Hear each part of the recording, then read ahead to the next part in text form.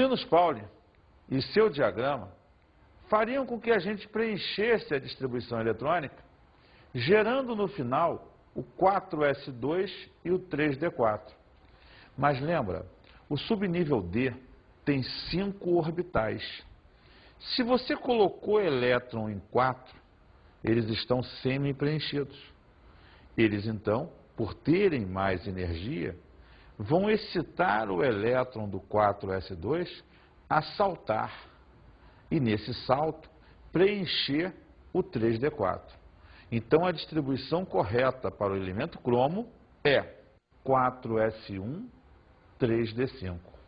Outra exceção notável é o cobre, Cu29. Em função de Linus Pauling, do diagrama dele, acabaria em 4s2, 3d9. Porém, pela mesma razão, se no subnível D, com 5 orbitais, cabem 10 elétrons e já tem 9, ele está semi-preenchido.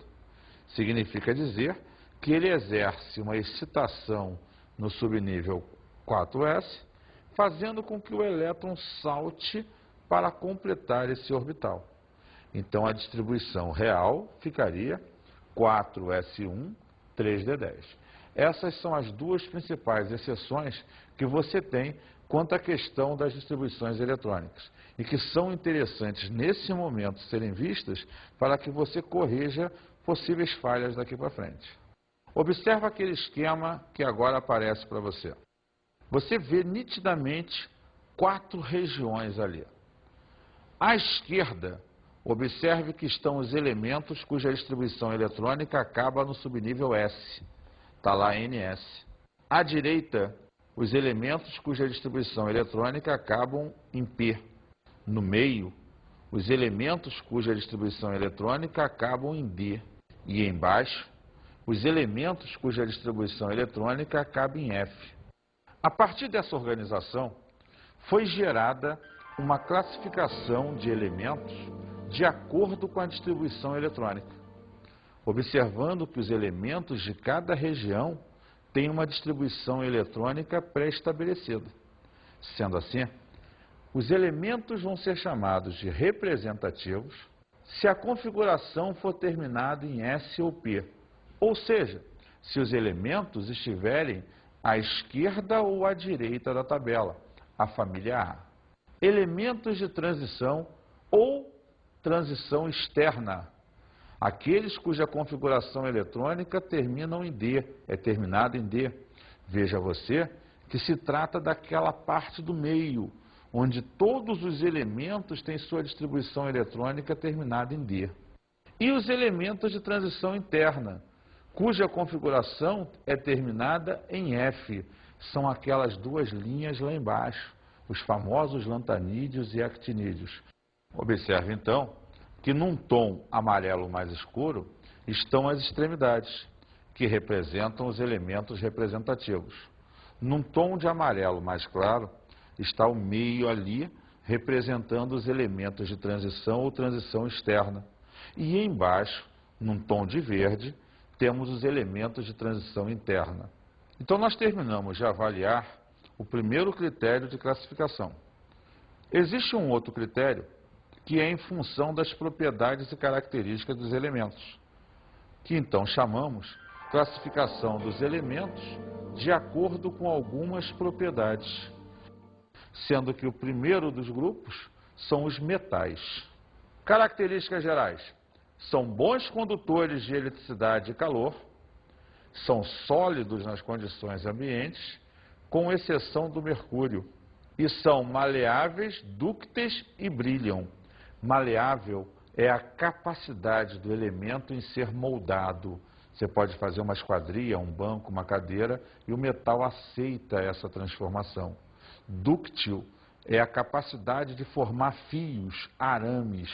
O metal aceita essa transformação e ainda assim mantém as suas propriedades. O segundo grupo são os não metais ou ametais. Suas principais características são maus condutores de calor e de eletricidade, com exceção do carbono, na forma de grafite, que é um bom condutor elétrico. e são sólidos, líquidos ou gasosos nas condições ambientes. É interessante aqui perceber que as características dos ametais são contrárias à dos metais.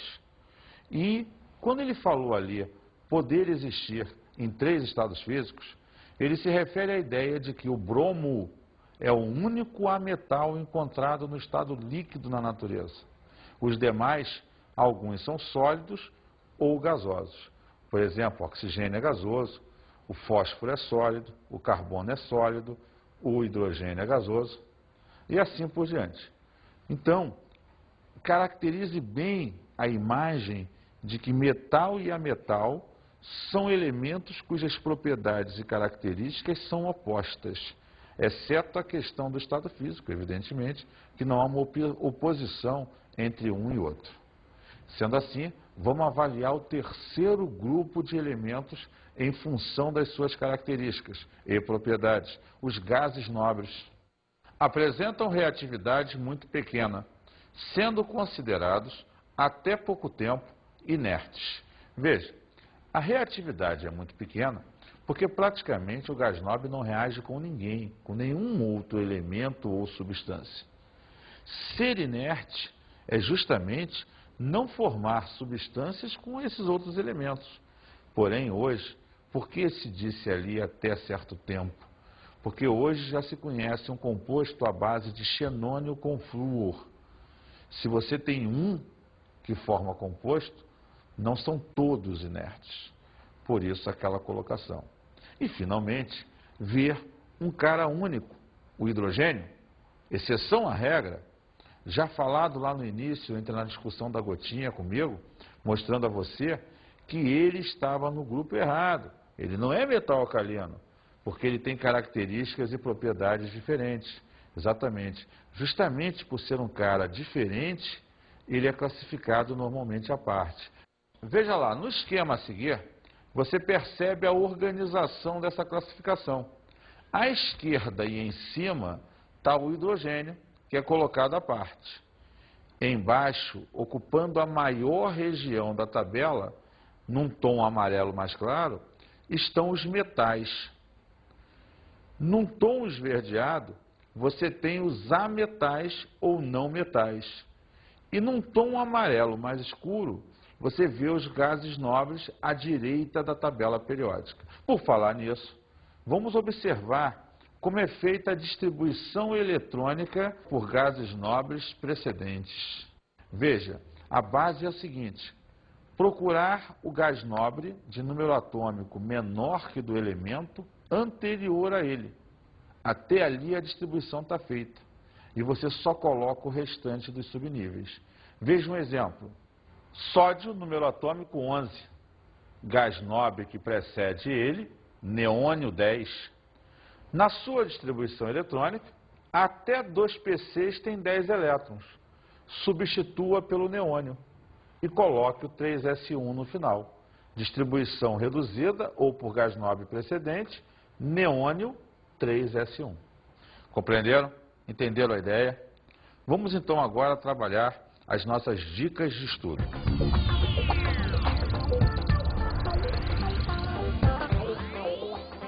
É preciso enfatizar, quando se trabalha com tabela periódica, a interpretação da mesma. Tente fazer e estruturar da melhor forma possível a questão de como ler as suas linhas horizontais e verticais, caracterizar suas propriedades e, finalmente, observar as classificações diferentes que os elementos podem ter. Um grande abraço e até o nosso próximo encontro.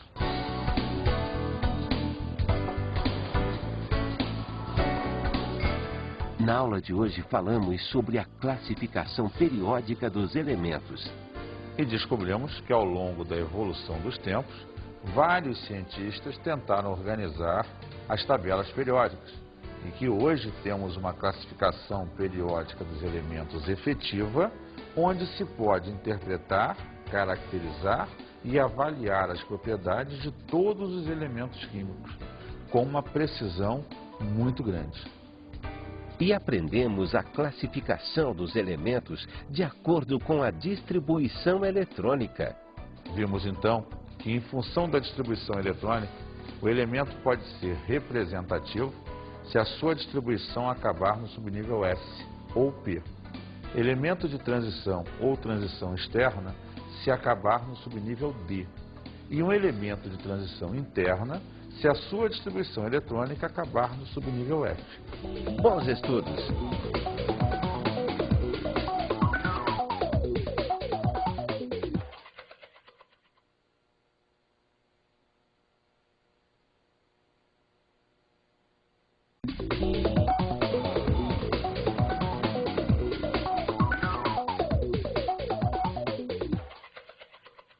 Caro colega, a aula de tabela é uma das mais importantes do processo. Caracterizar bem, definir a questão de grupos, períodos, as propriedades dos elementos, ensinar e treinar esses alunos nossos a caracterizar e interpretar a tabela acima de tudo. Não se esqueça de enfatizar a classificação dos elementos e os vários critérios diferentes. Em função disso, ele já tem meio caminho andado em outros conteúdos, pois a tabela é fundamental para isso. Faça-o manusear, ter sempre sob a mesa a tabela periódica e sempre que se tocar em alguma coisa dela, faça-o ir até ela e olhar onde está o elemento, o que você está falando. Um grande abraço e até o nosso próximo encontro.